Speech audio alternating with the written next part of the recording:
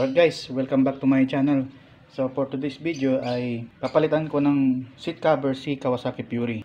So ang materials na kakailanganin natin ay staple gun tacker, glue, tapos itong mga sapin niya, at itong seat cover. So mabibili ito sa online guys. Okay, simulan na natin. So ito, ididikit ko muna ito para hindi siya matanggal.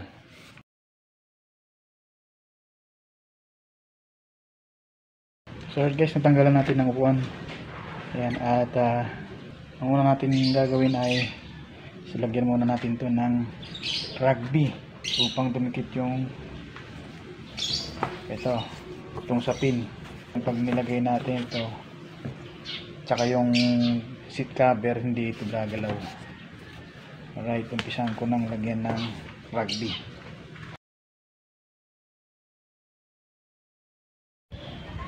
Yan. So guys, may rugby na. Pinahiran ko na siya ng rugby. Yan, ganyan din itong play mat. Tapos tuyo na. Lagyan na natin to.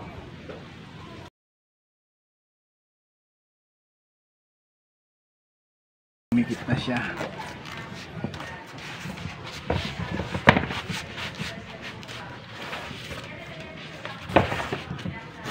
Okay na to. Yan guys, tapos na ang pagtabas niya. Ayan. Kung maya paglagay natin ng seat cover, hindi siya basta-basta matatanggal.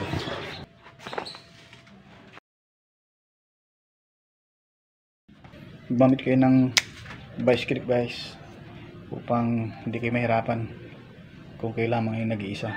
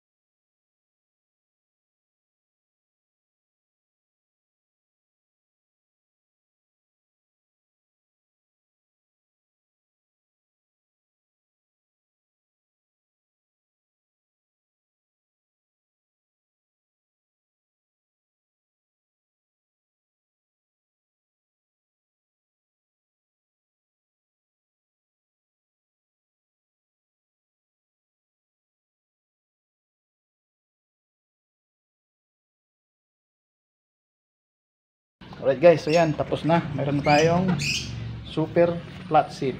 So guys, madali lang gumawa ng seat cover para sa ating Fury. Okay, yan, so okay na yan, hindi na matatanggal. Yan, sa dami ba naman yan. Okay, saka lalagyan natin sa motor. So yan guys, so naikabit ko na. Yan, so okay na. Yan, so huwag nyo nang pansinin ito, mga bukol na yan. Yung ating nilagay dito ay hindi siya plain. Mayroon siyang mga design. Yan. Yan, so okay na yan. At least may idea na kayo kung paano ang magkabit at magpalit ng seat cover ng motor. Alright, so hanggang dito na lang at maraming salamat sa panonood.